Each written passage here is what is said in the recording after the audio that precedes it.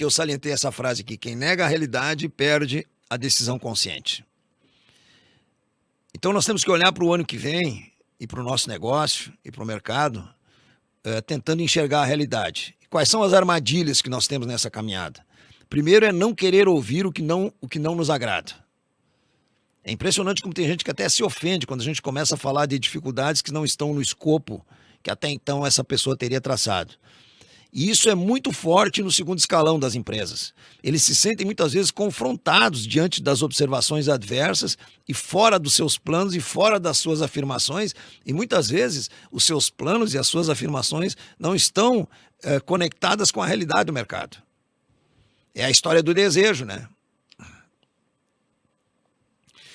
Bom, dentro desse contexto, vamos começar então a mostrar para vocês quais são esses melhores planos de vendas das melhores lojas para 2024.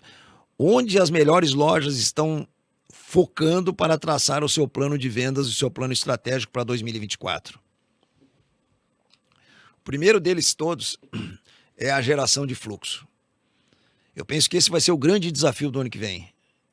Nós estamos vivendo uma queda de fluxo de pessoas dentro das lojas por dois motivos muito fortes. Aliás, três, né? As vendas pela internet, o pagamento por Pix, as vendas por WhatsApp e a falta de tempo, muitas vezes, das pessoas para se deslocar até as lojas. Isso vai causar uma geração de fluxo natural menor o ano que vem, e o desafio das empresas é manter esse fluxo alto. Isso me parece, eu não sei o que vocês acham, se vocês podem até comentar no chat aí, né, Lil? Se alguém quiser fazer observação, fazer alguma pergunta, o Lil vai nos passar aí. Eu penso que essa geração de fluxo de clientes bons em queda é uma situação que veio para ficar. Isso é que nem o Uber. O Uber entrou na maioria das cidades do Brasil, derrubou o desempenho do negócio táxi e parece que é um caminho sem volta. Eu também penso que queda de fluxo é um caminho sem volta no varejo. Bom, então, quando nós traçarmos um plano de geração de fluxo de clientes bons, a primeira pergunta que nós temos que responder é o seguinte: quais os clientes que nós queremos? Eu faço essa pergunta seguidamente para os lojistas e eu escuto uma resposta mais ou menos assim: eu quero vender para todos, eu quero vender para o máximo que eu puder. Só que a gente sabe que quem quer vender para todo mundo acaba vendendo para pouca gente. Então, como os nossos recursos e a nossa estrutura é limitada, nós precisamos focar e acertar esse foco cada vez mais. A segunda pergunta que nós temos que responder nesse plano é: quais as campanhas que nós vamos fazer a cada mês? Normalmente uma rede de lojas, ela trabalha com 3 a 5 campanhas por mês. Quinzena disso, quinzena daquilo, fecha mês e daqui a pouco tem mais 2 ou 3 festivais ou feirões. Para quê? Para chamar a atenção do cliente. Quando se monta uma campanha, nós precisamos ter uma isca da campanha. Quem tiver uma campanha com isca, uma isca forte, a isca certa para aquele cliente que eu quero conquistar. Vejam bem que isso aqui tem uma sequência, tá? Quais os clientes que nós queremos? Quais as campanhas que nós vamos fazer a cada mês? Com que iscas, né? Quais as iscas que nós vamos usar? Por exemplo, se eu quero um público feminino adulto, eu preciso ter uma isca para um público feminino adulto. Se eu quero um público masculino adulto, qual é a melhor isca para atrair esse cliente, esse homem para dentro da minha loja? Se eu estou buscando dona de casa, casais, eu preciso ter uma isca atraente. E o que é isca na teoria, A teoria da isca é o seguinte: é um produto muito desejado por muitos clientes que eu quero conquistar por uma oferta irresistível. E essa oferta pode ser um desconto especial em cima da segunda peça, por exemplo, do segundo produto. Pode ser uma parcela super baixa, pode ser um desconto especial só para isca. E aí, eu também tenho que pensar no momento que eu escolher a isca, eu preciso pensar nas táticas e nos gatilhos mentais e no conteúdo de atração. Por isso que a estratégia é criar uma campanha com isca para determinado público e a tática é o que é que eu vou oferecer, como é que eu vou dizer e como é que eu vou gerar esse conteúdo para que esse conteúdo chegue nesse cliente. Depois que eu escolher as táticas, os gatilhos mentais e o conteúdo de atração, aí eu parto para quais os canais de comunicação com melhores respostas que eu tenho. É o WhatsApp, eu tenho uma lista boa de WhatsApp, eu tenho uma base boa de clientes no WhatsApp, ou eu preciso pagar para o tráfego pago do Facebook e do Instagram me colocar na frente dos clientes que eu quero. E o segundo, eu sei fazer isso, porque daqui a pouco eu vou ter que partir para o carro de som mesmo, né? E tem muitos produtos que são muito ruins de vender no carro de som. Por exemplo, se você usa muito o WhatsApp como primeiro contato do cliente, não adianta você anunciar em rádio e carro de som, porque o cliente não anota o seu WhatsApp. Então eu tenho que dominar essas respostas, eu tenho que ter essas respostas quanto mais claras possível, né? Claro que eu nunca vou chegar na perfeição, para que eu possa realmente gerar um fluxo de clientes bons. Bom, depois que eu defini os canais de comunicação com melhores respostas, e aí às vezes eu me assusto que tem muito lojista que não tem essa resposta, ele não sabe qual é o canal que dá a melhor resposta para ele, e aí talvez o primeiro passo seja testar, usar durante uma semana só um canal de comunicação para ver que resposta, que fluxo nós vamos conseguir gerar com esse canal de comunicação. Hoje a gente sabe que um canal de comunicação poderoso é o WhatsApp. Só que aí eu falo de recursos estruturais. Você tem uma lista de WhatsApp, você tem um lead, falando no Logis é lista mesmo, tá?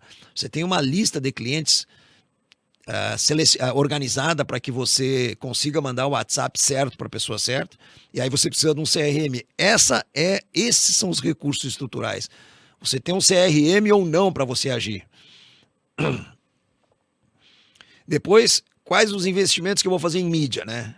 Eu vou usar a mídia televisiva, eu vou usar tráfego pago, eu vou usar mídia no ponto de venda, na frente do ponto de venda, enfim, onde é que eu vou colocar os investimentos em mídia? Não adianta eu fazer uma campanha boa, eu ter uma isca boa, eu ter uma tática boa, se na hora eu ter um bom canal de comunicação, mas que exige um certo investimento, e aí eu não invisto em mídia, eu não sei nem o percentual que eu vou usar. Aí eu posso dar uma dica para vocês, tá? Dependendo, o percentual, as pessoas me perguntam assim, qual é o percentual que eu aplico de mídia numa campanha? Por exemplo, tráfego pago.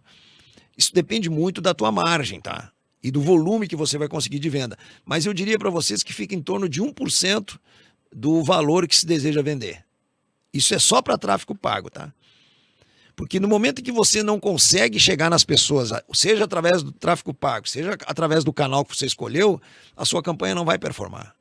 Então, entregar a sua campanha é uma coisa muito importante e a gente tem que, no planejamento da geração de fluxo, nós temos que nos preocupar muito com esse detalhe. E depois nós temos que partir para mim, um super importante, além do investimento de mídia, né? Quais as metas de vendas e de tickets. O que é ticket? É número de notas fiscais, né? Quais as metas para essa campanha? Toda vez que eu traço uma campanha, eu traço uma meta. Eu vou vender quanto a mais com essa campanha? E outra coisa, quantos clientes eu quero atrair? Como é que eu vou medir o número de clientes que eu atraí com a campanha? Através do número de tickets que eu emiti. Esse número de tickets foi maior do que a campanha anterior, foi maior ou menor do que o ano anterior. Então nós precisamos medir isso, tá? Porque se nós fizermos, o que acontece muito são lojistas fazendo campanha e deu boa, deu ruim, mas não olha os indicadores. E o outro senão para vocês é quem é o gestor da campanha. Quem é que vai entregar os resultados disso aí? Quem vai explicar se essa campanha deu certo ou não deu certo? Nas empresas pequenas, a gente geralmente já sabe quem é, né? É o dono. E cada vez mais nós estamos vivendo um momento em que o varejo começa a viver a era do phygital. O que é o phygital? Eu tenho uma loja física, mas eu me comunico digitalmente com o público e o público me compra através de canais digitais, mas ainda vai buscar o produto na loja. Agora, toda vez que eu conseguir trazer o cliente até a minha loja, a tendência é eu vender mais para ele do que através somente dos atendimentos digitais. Isso a gente comprova no dia a dia das lojas. Quando eu consigo trazer o cliente até a loja, a probabilidade de eu vender mais, claro, desde que a loja seja organizada, e vocês vão ver, depois vocês vão ver aqui quando eu falar do terceiro plano, que é o plano de conversão. Quais são as armadilhas que nós temos nesse tipo de plano de geração de fluxo? Porque é impressionante como a gente às vezes não vigia, não se atenta às armadilhas, né? A primeira armadilha que eu vejo o varejo caindo nesse último ano, nos últimos anos, é a falta de conhecimento técnico mais profundo para montar uma campanha. É a falta de conhecimento técnico mesmo, de marketing, isso que nós estamos falando aqui, tá? Outra armadilha é de achar que não vale a pena fazer uma campanha. Eu não sei se vocês perceberam que as grandes redes, todas elas trabalham com campanha o tempo todo, muitas vezes mais de uma campanha ao mesmo tempo.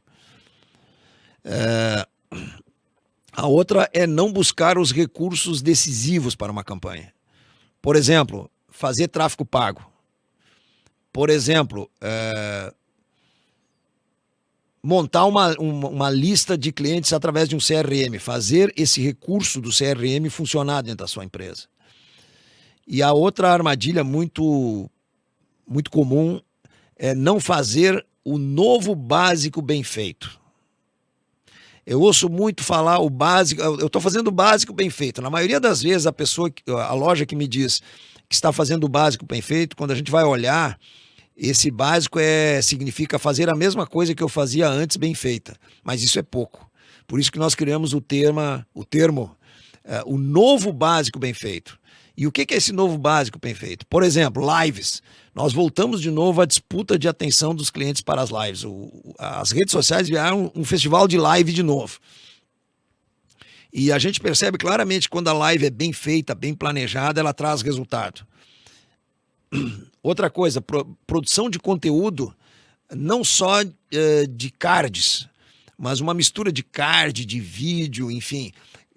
Graças a Deus, o varejo qualificado está melhorando essa produção de conteúdo, está fazendo um novo básico bem feito e está partindo e está servindo de referência para quem está querendo crescer e aprender. Graças a Deus, né? Então eu espero que vocês aproveitem isso aí que a gente falou, e porque a nossa missão no dia de hoje é alertar vocês de que a maioria das soluções do varejo está dentro da loja de vocês, dentro da empresa de vocês, e que é através da mente do líder que surgirão a maioria das soluções para o ano que vem, quando nós vamos ter certamente um ano com um cenário externo ruim, e quando o cenário externo não é bom, as soluções têm que vir da cabeça do líder. Você é líder, você executivo, é a solução da sua empresa. Mandem aí as perguntas e vamos conversando e vamos fazer um ano de 2024 melhor que o de 2023. É possível. Se nós fizermos o nosso dever de casa, se nós fizermos um novo básico bem feito, isso é possível. Eu acredito muito nisso e podem ter certeza que tem gente que vai fazer.